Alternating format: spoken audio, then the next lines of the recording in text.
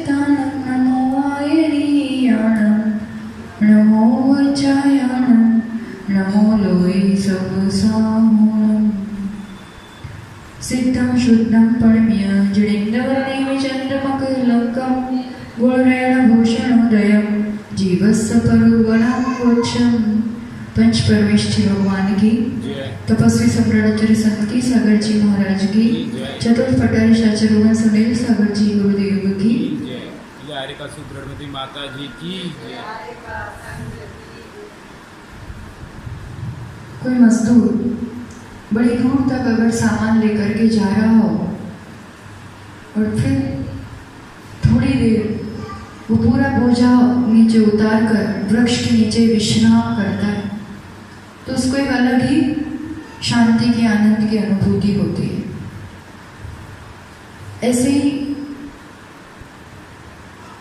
जब ये जीव कई विकल्पों के साथ, जिम्मेदारियों के साथ, गृहस्थी के बोझ के साथ निरंतर चलता है, उसमें आचार्य भगवान कहते हैं थोड़ी देर के लिए भी समय निकालो और सभी विकल्पों को छोड़ करके स्वयं के लिए समय दो, सामायिक करो। सबसे अच्छा रिश्ता होता है ज्ञेय और ज्ञायक का रिश्ता। ज्ञेय यानी जो पदार्थ हमें दिखाई दे रहे हैं और ज्ञायक यानी मैं। ज्ञेय पदार्थ अपनी जगह है, अपने रूप से है, वो अपनी मर्यादा का उल्लंघन कभी नहीं करता है। हम ज्ञायक अपने ज्ञान से जानते हैं और फिर मर्यादा का उल्लंघन करते हैं कि अच्छा ये बुरा, राग द्वेष, और उसके कारण खुद ही संसार बढ़ाते रहते हैं। तो कहते हैं कि थोड़ा समय ऐसे निकालो, चाहे कुछ हो जाए दुनिया में, वो उसकी जगह चलता रहे और मैं सहज अपने ज्ञाता दृष्टा भाव से अपने में विश्राम करूं, अपने साथ समय दूं।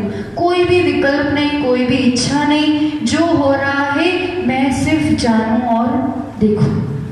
ये अभ्यास बढ़ता है ना जानन पने का, सिर्फ ज्ञाता दृष्टा भाव, ज्ञाता दृष्टा भाव, 5 मिनट, 7 मिनट, 10 मिनट, ऐसा अभ्यास बढ़ते बढ़ते बढ़ते बढ़ते कहते हैं कि 2 घड़ी की सामायिक करनी चाहिए, 48 मिनट की सामायिक। पर पूरी 48 मिनट की सही सामायिक हो कहाँ पाती है? जिस दिन निर्ग्रंथ अवस्था में वो 48 मिनट की सही सामायिक हो गई ना, सिर्फ ज्ञाता दृष्टा भाव, अत्यंत निर्विकल्प अवस्था, उस दिन अपने जीवन में भी ऐसे अधकरण, अपूर्वकरण आदि, क्योंकि वो अंतर्मुहूर्त का ही काम है। अंतर्मुहूर्त की स्थिरता एक साथ बन जाए तो उस अंतर्मुहूर्त में भगवान बनते देर नहीं लगती है, सब काम उतने में हो जाता। पर उतनी देर सभी बोझा उतार के अपने साथ बैठे तो सही। इसलिए चाहे कितना ही अपन बिजी हो, चाहे कितना ही व्यस्त जीवन हो, पर कुछ समय सिर्फ मैं, मेरी आत्मा, मेरा ज्ञान और मेरा ज्ञाता दृष्टापना, ज्ञेय ज्ञायक का रिश्ता, इस रिश्ते के साथ कुछ क्षण निकाला करो। ये अभ्यास बढ़ता जाएगा तो कहीं कभी ऐसा भी मौका जीवन में आएगा कि अपन इन 3 करण की अवस्था तक पहुंच पाएंगे। और ये 3 करण की अवस्था जब तक नहीं आती है तब तक मोहनीय कर्म का उपशम और क्षय नहीं होता है, और उसका उपशम और क्षय नहीं होता है तब तक गुणस्थानों में ऊपर चढ़ना भी नहीं होता है। एक ही गुणस्थान में गोते खाते ही रहेंगे। भले कुछ क्षण के लिए भी वो आत्मानुभूति, वो ज्ञानानुभूति हुई, तब तो मिथ्यात्व के प्रभाव को कम किया और प्रथमोपशम सम्यक दर्शन हुआ। जब प्रथमोपशम सम्यक दर्शन हुआ था ना, तभी जो 5 लब्धियां गई थी, कौन कौन सी? शौक्षण, विशुद्धि, देशना, प्रायोग और करण। तो वो करण लब्धि में भी यही 3 करण होते हैं। अधकरण जैसे इसी रूप की व्यवस्था, बस उस पे काम किसमें होता है? मिथ्यात्व, अनंतानुबंधी, उस कर्मों पे होता है, क्योंकि उस समय प्रथमोपशम की भूमिका है। बाकी करण यही 3 होते हैं। अधकरण, फिर बढ़ती विशुद्धि से अपूर्वकरण, फिर बढ़ती विशुद्धि से अनिवृत्तिकरण। गुणस्थान वही का वही है, पर करण यही 3 होते हैं और इसी रूप की उसमें परिभाषा बनती है, इसी रूप का कार्य होता होता है। और फिर अनिवृत्तिकरण के अंत में वो अंतरकरण होता है और अंतर्मूर्त के लिए प्रथमोपशम होता है। फिर जीव को जब भी शायिक सम्यक दर्शन होगा तब अनंतानुबंधी की विसंयोजना करेगा, तो उस विसंयोजना के पहले भी ये 3 करण करने पड़ते हैं। फिर शायिक सम्यक दर्शन करेगा, मिथ्यात्व सम्यक मिथ्यात्व और सम्यक की क्षय करेगा, तब भी ये 3 करण करने पड़ते हैं। फिर चारित्र या फिर द्वितीयोपशम सम्यक दर्शन करेगा, तब भी ये 3 करण होते हैं। और अभी जो अपन देख रहे हैं कि चारित्र मौन्य की 21 प्रकृतियों की उपशामना का जो प्रसंग है उसमें भी ये 3 करण होते हैं। और अगर क्षय कर रहा है तो भी ये 3 करण होते हैं। कहने का तात्पर्य, जब भी दर्शन मौन्य या चारित्र मौन्य के या तो उपशम की बात आएगी या क्षय की बात आएगी, उन 5-6 स्थितियों में 3 करण पूर्वक ही कार्य होता है। ये बहुत महत्वपूर्ण चीज है। 6 चीजें, प्रथमोपशम सम्यक, 6 बार जीवन में 6 स्थान है जहां पर ये 3 करण होते हैं। प्रथमोपशम सम्यक दर्शन होगा तब भी प्रथमोपशम सम्यक दर्शन, फिर अनंतानुबंधी की विसंयोजना, तीसरा शायिक सम्यक दर्शन यानी दर्शन मोह की क्षपणा, ये 3 हो गए। फिर द्वितीयोपशम सम्यक दर्शन, फिर चारित्र मोह का उपशम और चारित्र मोह का क्षय यानी 21 प्रकृतियां जो है। हो गए 6 स्थान, प्रथमोपशम सम्यक दर्शन, अनंतानुबंधी की विसंयोजना,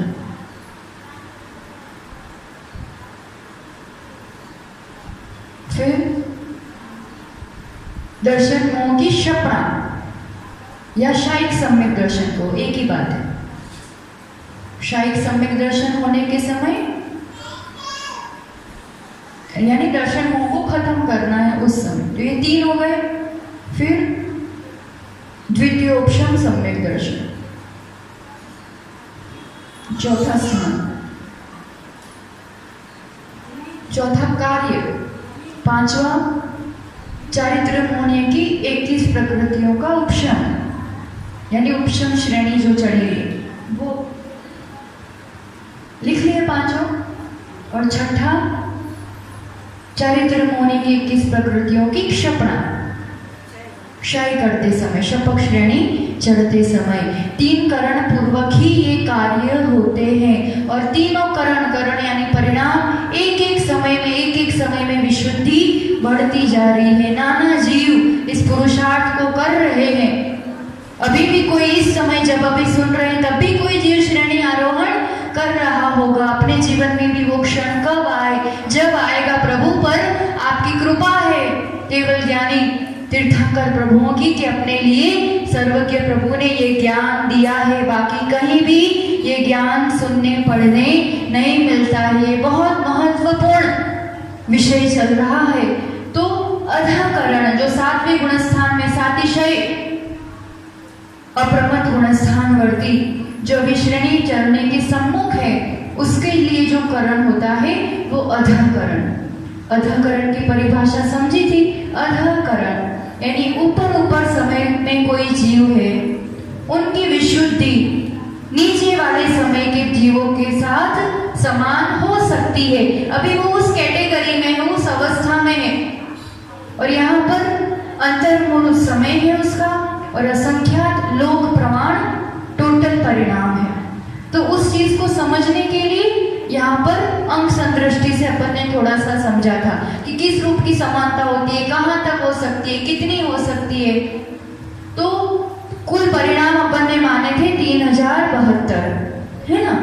समय गज माना था 16 समय, और उसमें फिर अपन ने कल थोड़ा सा सूत्रों के द्वारा, गणित के द्वारा एक परिणाम में वो जो टोटल परिणाम है उनमें थोड़े थोड़े बट जाएंगे। सब में सब परिणाम नहीं रहेंगे कि पहले समय में भी पूरे परिणाम है, दूसरे में भी नहीं। पहले समय में उसमें कुछ होंगे, उससे कुछ ज्यादा दूसरे समय में, उससे कुछ ज्यादा तीसरे समय में होंगे। तो सबसे पहले ये परिणामों का ऐसा बंटवारा होता है, और ये जो बंटवारा होता है उसमें विशुद्धि की अपेक्षा भी होता है।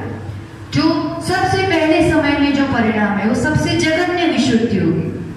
उससे जो ऊपर वाले समय के परिणाम है उससे अधिक विशुद्धि वाले होंगे, उससे तीसरे में अधिक होंगे। ऐसी विशुद्धि भी बढ़ती जाती है और संख्या भी बढ़ती जाती है।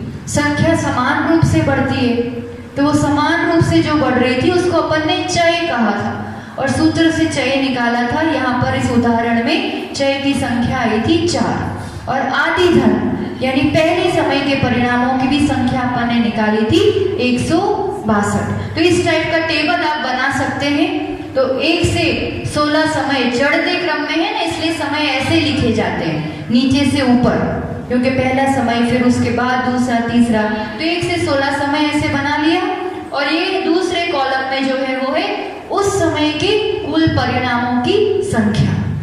अब कुल परिणाम तो ये है, पर अभी यहाँ पर भी इन परिणामों का भी कुछ खंडों में बंटवारा होता है, कारण अपन को यहाँ पर अनुकृष्टि रचना बनानी है। अनुकृष्टि का मतलब ऊपर और नीचे के समयों में जो सादृश्यता है, जो समानता है, उसको शब्द दिया है आचार्यों ने अनुकृष्टि। तो अब कौन से परिणाम मिलेंगे, कौन से नए होंगे, तो फिर इन 162 को बांटना तो पड़ेगा और दूसरे समय में कितने होंगे 166। तो ये पूरे नए नहीं है 166, बहुत सारे तो नीचे वाले परिणामों में से ही है और कुछ नए हैं। ऐसे तीसरे समय में भी कितने परिणाम हो रहे हैं 170। तो ये तो कुछ तो नीचे के समय वाले ही परिणाम है, टोटल परिणाम 170 है, कुछ नीचे के कुछ नए, तो फिर कितने कौन से। तो इसलिए ये जो एक ही समय के परिणामों को जो अपन बांटते हैं ना, जो ये ऐसी रचना हुई है, इसको कहते हैं अनुकृष्टि रचना, खंडों में विभाजित करना। तो अब ये कितने खंड में विभाजित होगा, तो यहाँ अपन ने 4 कर दिया है, पर वो उसको फॉर्मूला से सूत्र से लाई जाती है ये संख्या भी। तो यहाँ पर अपन उसको कहेंगे अनुकृष्टि गज। गज का मतलब होता है यहाँ टोटल कितना। तो अनुकृष्टि में ये क्या हो गया पूरा समयों के हिसाब से, और एक समय में कितना होगा तो उसको कहेंगे अनुकृष्टि गज। तो उसका फॉर्मूला यहाँ पर दे रहे हैं।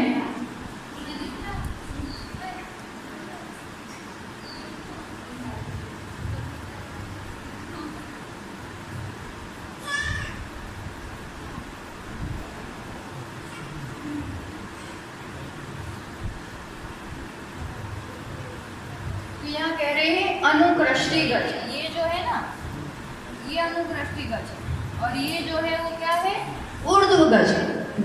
गज यानी टोटल आयाम, टोटल लंबाई, टोटल संख्या। तो ये तो पूरा ऊर्ध्व गज है। तो टोटल समय कितने हैं अपने 16 समय लिए हैं ना यहाँ पर, तो ऊर्ध्व गज कितना हुआ 16।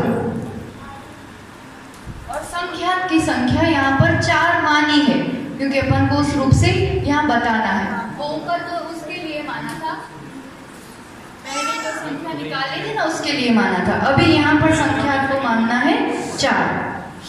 तो 16 डिवाइड बाय 4 करेंगे तो ये संख्या आएगी 4। क्या आया अनुकृष्टि गज, मतलब एक समय के परिणाम 4 उसमें अपन बांटेंगे। अब 4 उसमें तो बांटेंगे, पर उसमें इसमें भी बढ़ते क्रम में होता है कि पहले खंड में जो परिणाम होंगे उससे ज्यादा होंगे दूसरे में, उससे ज्यादा होंगे तीसरे खंड में। ये क्या निकाला अपन ने, कितने खंड में अपन परिणाम को बांटेंगे ये निकाला। अब 2 चीज चाहिए, एक तो पहले खंड में कितने परिणाम होंगे है ना, और दूसरे खंड में होंगे उससे ज्यादा होंगे, तीसरे में उससे ज्यादा होंगे, तो कितने ज्यादा होंगे। तो एक तो चय निकालना पड़ेगा और पहले समय के परिणाम, इतना निकाल देंगे तो आगे आगे का फिर अपने पास आ जाएगा। तो यहाँ पर पहले अब चय निकाल,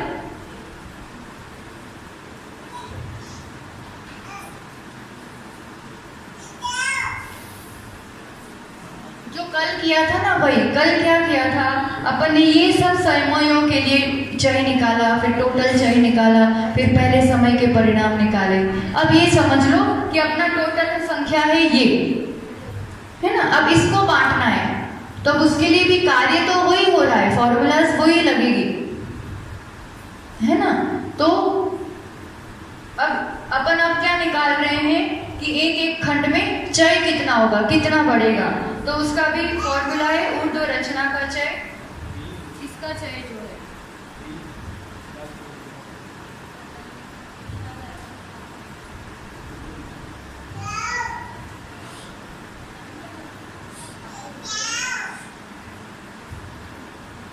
अनुप्रस्थी गज, इसका जो टोटल चय है मान लो पहले परिणाम से दूसरे समय के परिणाम का गज कितना है वो, और उसको डिवाइड करेंगे ये अनुप्रस्थी गज, मतलब ये जो खंड कितने हुए ना वो। ऊर्ध्व रचना का चय, ये चय कितना है अपना 4, एक एक समय का 4 निकाला था ना, और अनुप्रस्थी गज भी कितना है 4, तो ये क्या संख्या आ गई 1, चय की संख्या आई 1, मतलब एक एक ही परिणाम अपन आगे बढ़ाएंगे। ये तो हमने सीधा लिख लिया है, ये कैसे आया ये बता रहे हैं। ठीक, अब पहले समय के पहले खंड के परिणाम, इतनी चीज हुई। प्रथम समय और प्रथम खंड के परिणाम क्या हो जाएंगे, तो कह रहे हैं तो पहले उसके लिए चय धन निकालना पड़ेगा।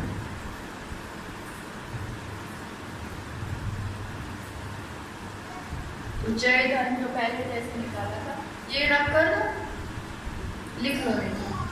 पहले अपन ने निकाला अनुप्रस्थी गज, यानी कितने खंड में बांटेंगे अपन एक समय के परिणाम, फिर उसका चय निकालो, यही निकाल देते हैं। चय धन निकालना है, चय धन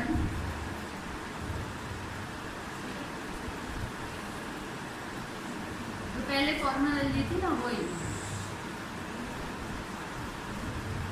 वही फॉर्मूला से जा रहे हैं।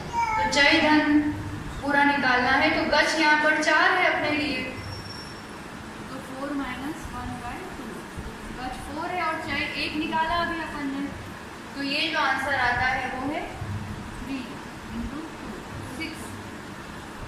ये चय धन हो गया है ना। अब चय धन से अपन पहले समय के पहले खंड के परिणाम निकालेंगे, वो भी पहले ही वाला फॉर्मूला है।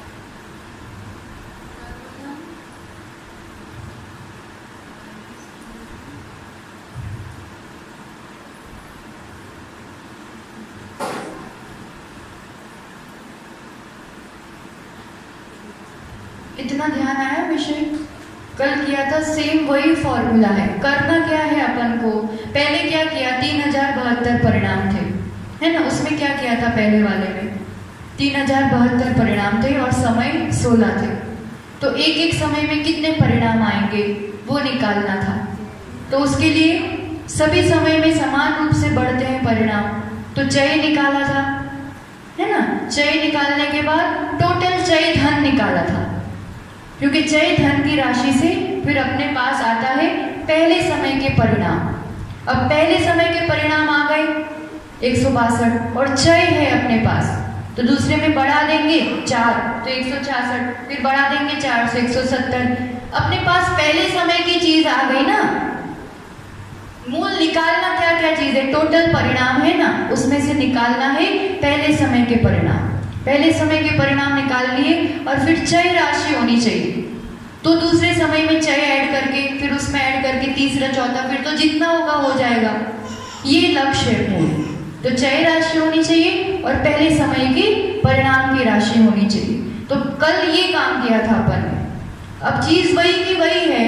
अब क्या हो रहा है, पहले यूं था ऊर्ध्व गज, अब क्या हो रहा है यूं करना है, अनुप्रस्थी का ढूंढना है।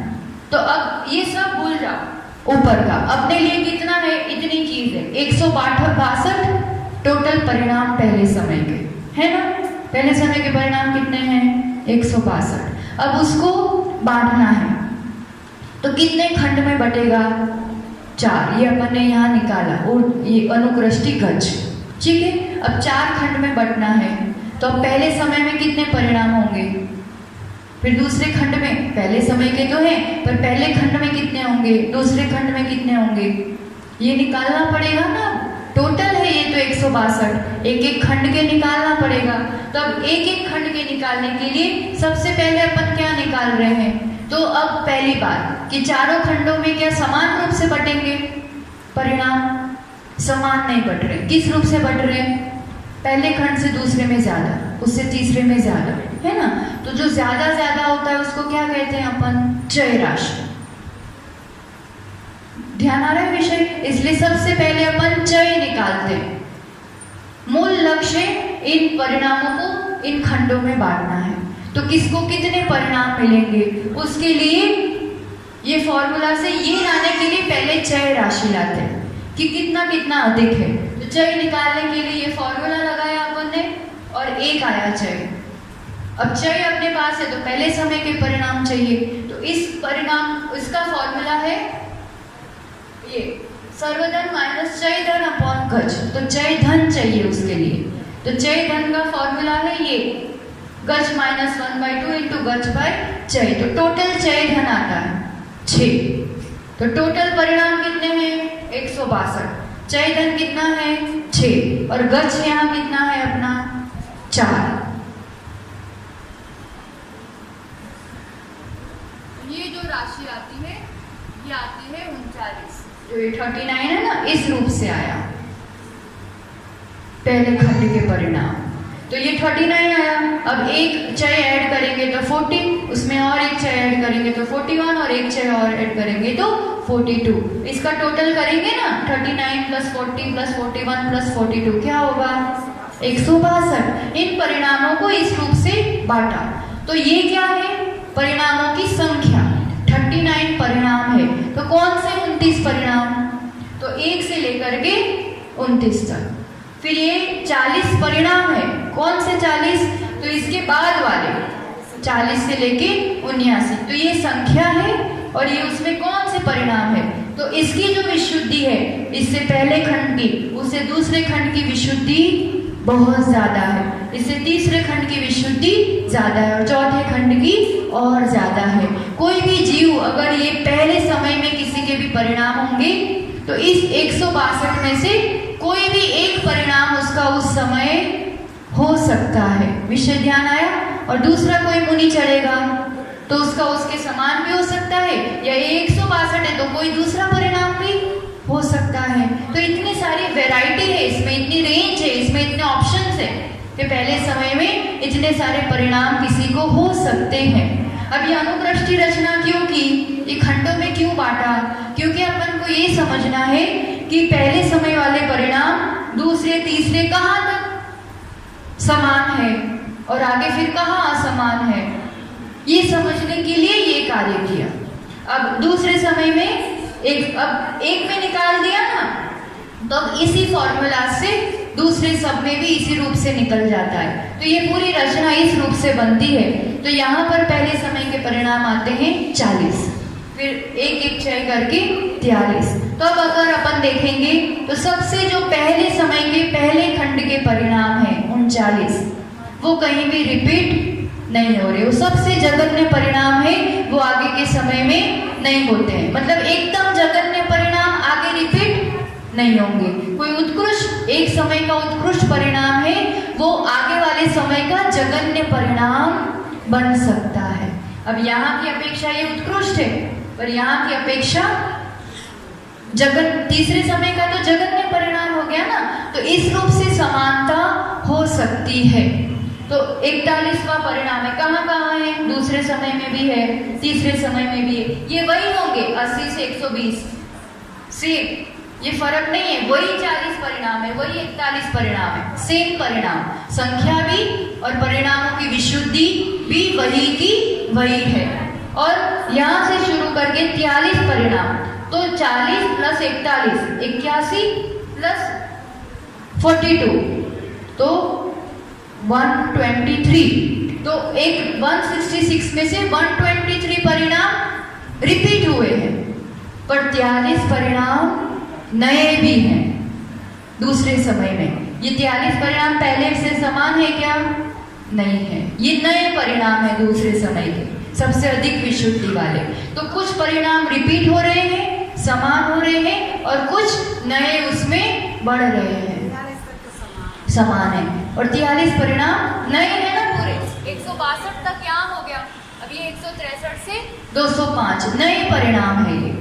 तो ये समझाने के लिए ये पूरी यहाँ पर रचना की है कि इस रूप से तो अंतिम समय मतलब अंतिम खंड में नए परिणाम है जो उसके पहले वाले समय में कभी भी नहीं थे। नीचे वाले समयों में जो नहीं थे वैसे नए परिणाम, फिर इनका ये उत्कृष्ट है, पर आगे वाले समय में फिर वो जगन्य हो जाते हैं, रिपीट होते हैं परिणाम।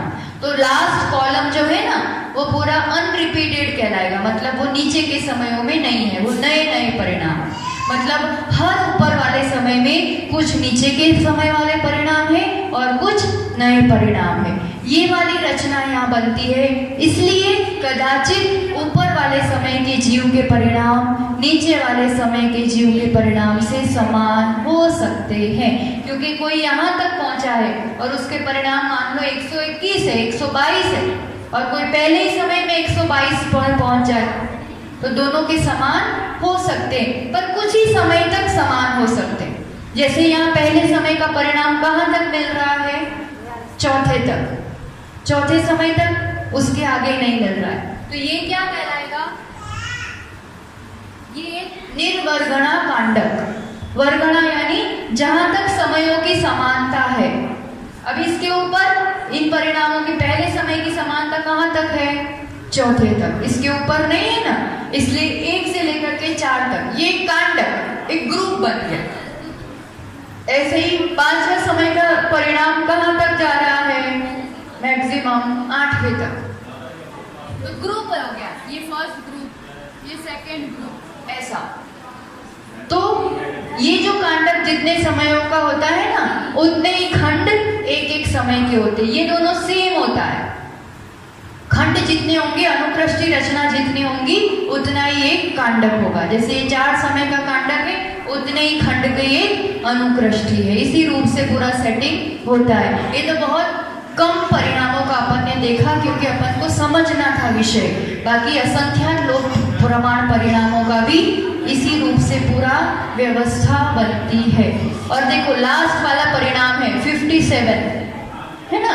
लास्ट के हमने इसलिए लिखे कि ये तो सब रिपीट हो रहे हैं, तो आप तो इसके नीचे चाहो तो लिख लेना, पर परिणाम तो वही आएंगे। जैसे 40 में वही 40 to 79, 41 में 80 to 120, जैसे यहाँ 42 है तो वही आएगा 121 to 162। तो हमने इसलिए सब में इतना लिखने का समय नहीं लिया है। आप चाहो तो पूरा ऐसा लिख सकते हो, पर ये नए परिणाम लिख लिए हैं।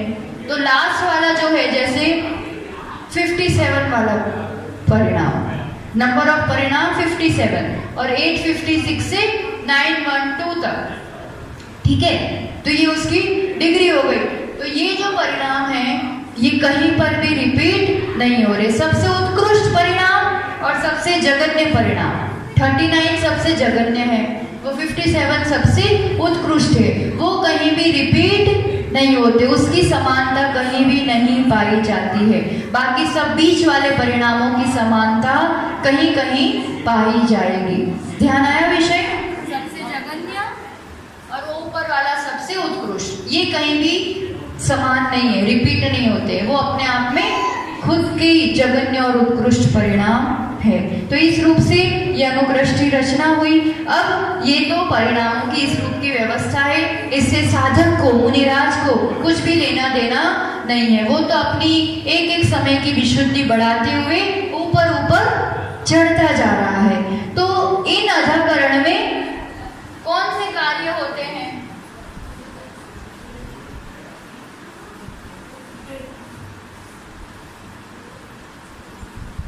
तो यहाँ पर समझना है 4 कार्य आचार्य भगवान ने बताए हैं। सबसे पहला कार्य मतलब जो आवश्यक चीजें इस विशुद्धि के बल पर, तो मुख्य काम तो इसमें है प्रथम समय से लेकर प्रति समय अनंत गुनी विशुद्धि की वृद्धि होती जाती है।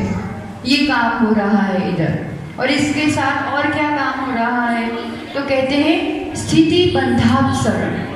स्थिति का जो बंद हो रहा है, अभी कर्मों का बंद चालू है कि नहीं? चालू है। अभी तो उन गुणस्थानों में जिन कर्म प्रकृतियों का बंद हो रहा होगा, बंद हो रहा है। तो कैसे बंद हो रहा है? बंद होता है प्रकृति, प्रदेश, स्थिति, अनुभाग, 4 प्रकार से।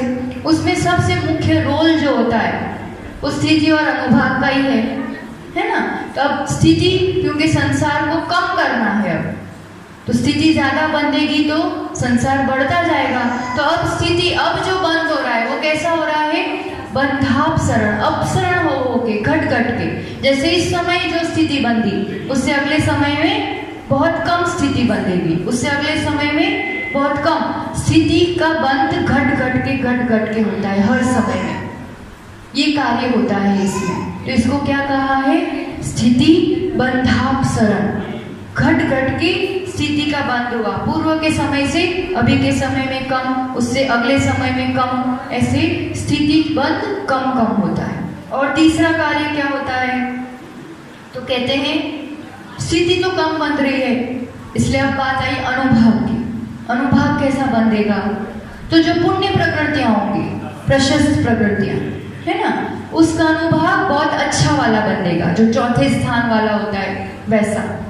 और अप्रशस्त प्रकृतियों का अनुभाग बंध बहुत कम, पहले स्थान वाला, वैसा वाला बंधेगा, है ना। तो ये स्थिति और अनुभाग में इस रूप के कार्य, कौन से 4 कार्य कहे? सबसे पहला, विशुद्धि बढ़ती जाएगी, बढ़ती जाएगी।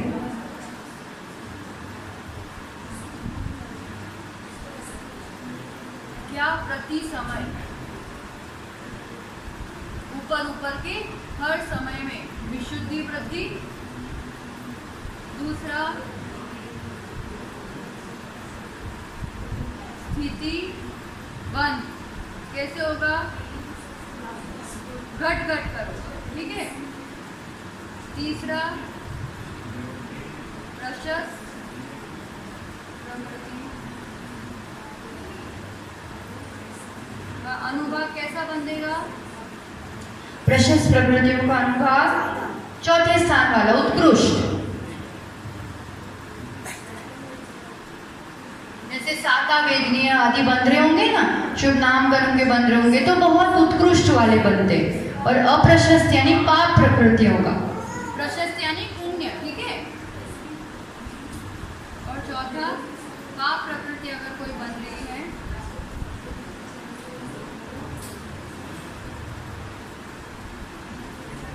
अनुभाग सबसे जघन्य, पहले स्थान वाला बनेगा। अब आप कहोगे ऐसे मुनिराज को पाप प्रकृति कौन सी बंधेगी? वो तो कोई पाप कर ही नहीं रहे हैं।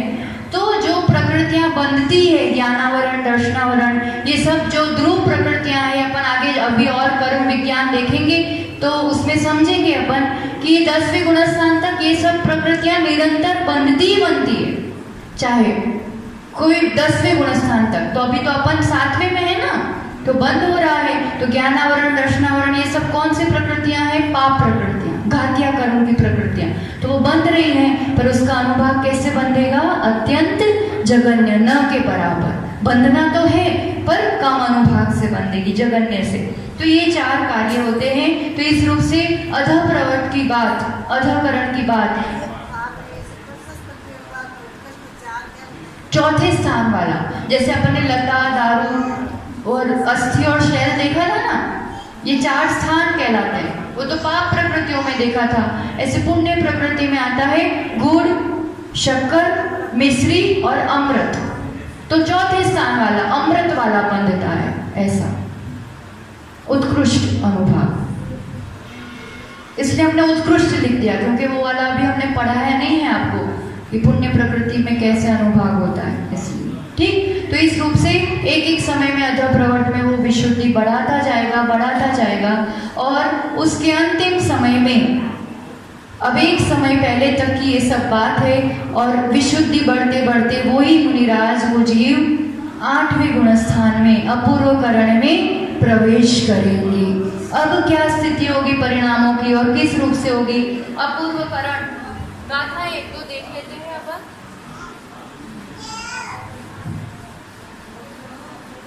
विषय मीनिंग देखा ही था।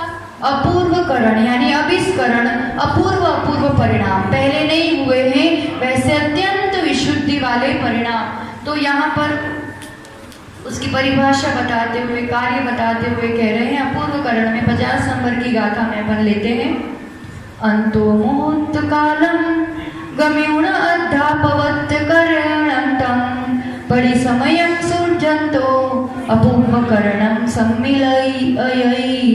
यहाँ पर क्या कह रहे हैं? अंतर्मुहूर्त काल तक क्या किया?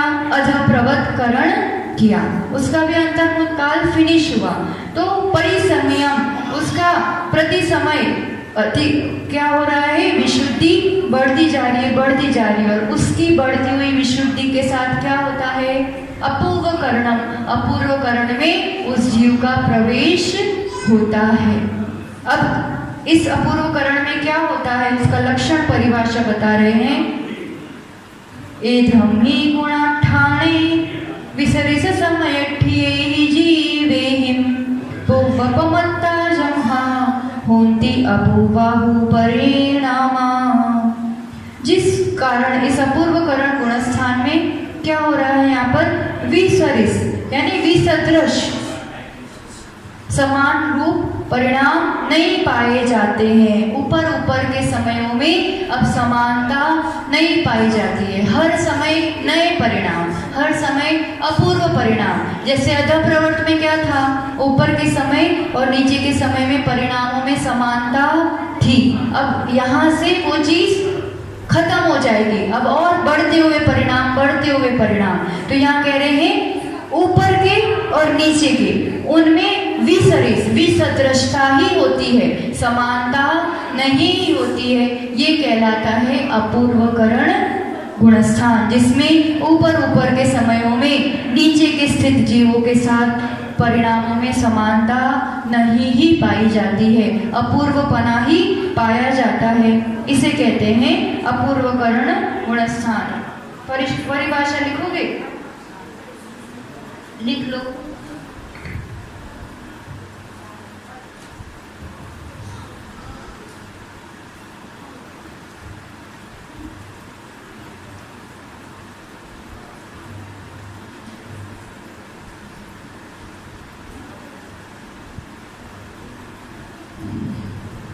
जिस कारण, उसका लक्षण ही लिखा दे रहे हैं, जिस कारण इस अपूर्वकरण गुणस्थान में, अपूर्वकरण गुणस्थान में क्या होता है? विसदृश यानी समान रूप नहीं, समान रूप नहीं है। ऐसे जो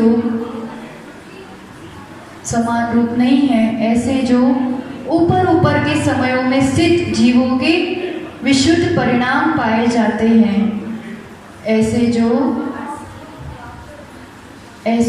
ऊपर ऊपर के समयों में स्थित जीवों के विशुद्ध परिणाम पाए जाते हैं, वे पूर्व समयों में, ऊपर ऊपर के समयों में स्थित जीवों के विशुद्ध परिणाम पाए जाते हैं।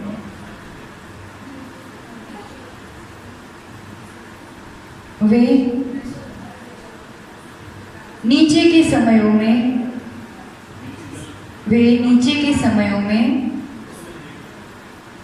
किसी भी जीव में नहीं पाए जाते।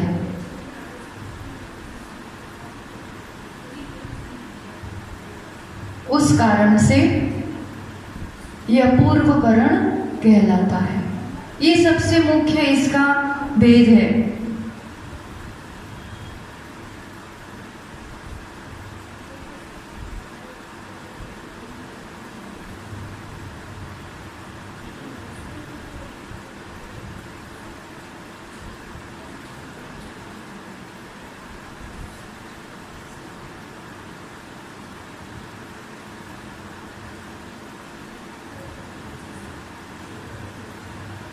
एक समयवर्ती कोई मुनिराज हैं जो एक साथ एक ही समय में चढ़े, तो अधकरण में परिणाम समान भी हो सकते हैं, भिन्न भी हो सकते हैं। अपने देखा ना 162 तरह के परिणाम थे, तो अलग अलग भी हो सकते हैं और कोई समान विशुद्धि के साथ भी हो सकता है। यहाँ क्या आएगा? समान या असमान? या समान। दोनों आएगा। और भिन्न समयवर्ती में भी नीचे और ऊपर के समान हो सकते हैं। तो यहाँ भी समान आएगा या भिन्न आएगा। अब अपूर्वकरण में क्या हो रहा है? ऊपर ऊपर के समय में अलग अलग परिणाम ही होंगे, अपूर्व अपूर्व परिणाम ही होंगे। तो ऊपर वाला नीचे वाले के समान कभी भी किसमें? अधम प्रवर्त में ना, अपूर्वकरण में तो हो सकते हैं। एक समय में तो एक साथ कोई चढ़ा है उसमें तो समान हो सकते हैं, पर भिन्न समय में हाँ भिन्न भी हो सकते हैं। वही देख रहे हैं अपन। अब ये इसमें तो क्लियर हो गया अधम प्रवर्त में। तो अब यही चीज अपन यहाँ पर अपूर्वकरण में देख रहे हैं। समय हो ही गया है, पर थोड़ा सा विषय देखते हैं, कल फिर उसको पूरा गणित के साथ देखेंगे। आज एक झलक अपन समझते हैं। जैसे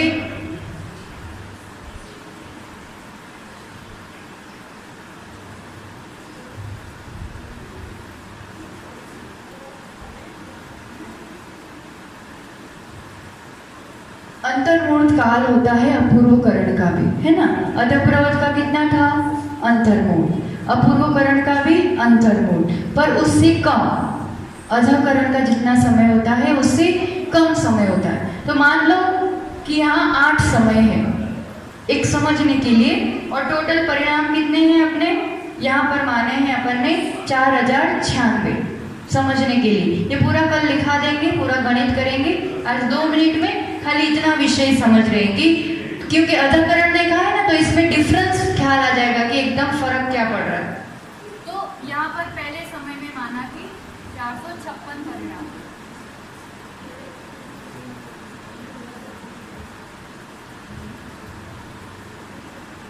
ठीक है, तो ये क्या हो गया? 1 टोटल परिणाम मान लो पहले समय में। यहाँ भी असंख्यात लोक प्रमाण परिणाम होते हैं, समयों में बांटना पड़ता है एक एक समय में, और ऊपर ऊपर के समय में अधिक अधिक होते हैं, विशुद्धि भी बढ़ती जाती है। ये सब चीजें कॉमन है, पर यहाँ पर 1 से 456 तक के परिणाम है। अब दूसरे समय में कितने परिणाम माने?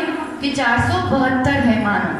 तो अब ये 472 है ना, ये पूरे नए 472 है।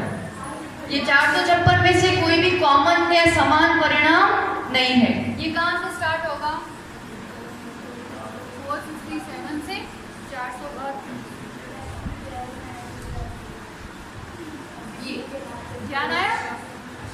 1 से 456 परिणाम पहले में, दूसरे में नंबर ऑफ परिणाम कितने हैं? 472। ये संख्या है। स्टार्ट कहाँ से होंगे? जहां ये एंड होगा वहां से नए परिणाम, कॉमन वाले नहीं। जैसे उसमें रिपीट हो रहे थे ना अधप्रवर्त में, तो ये 40 वाले परिणाम जो थे 79 से, तो वो ऊपर भी थे, वो रिपीट हो रहे थे। यहाँ नए ही परिणाम होंगे। अब इसके ऊपर ये नंबर ऑफ परिणाम है, पर ये 488 परिणाम इससे पूरे अलग हैं, नए हैं और अधिक विशुद्धि वाले हैं। तो यहाँ कहाँ से स्टार्ट होगा? 929 से लेके 1000 समथिंग, ऐसा ये कहना चाह रहे हैं इसमें। समझ में आया? तो अब एक समय में कोई जीव चढ़ा है, तो एक समय में तो उसके पास 456 ऑप्शन है। किसी का 400वां परिणाम हुआ, किसी का 10 परिणाम हुआ, तो भिन्न भी हो सकते हैं, है ना। एक साथ चढ़े हैं, और किसी का सेम एकदम 100 डिग्री से ही दोनों ने शुरुआत की। ठीक है, तो ऐसे एक समयवर्ती मुनिराज के लिए परिणाम समान भी हो सकते हैं, भिन्न भी हो सकते हैं।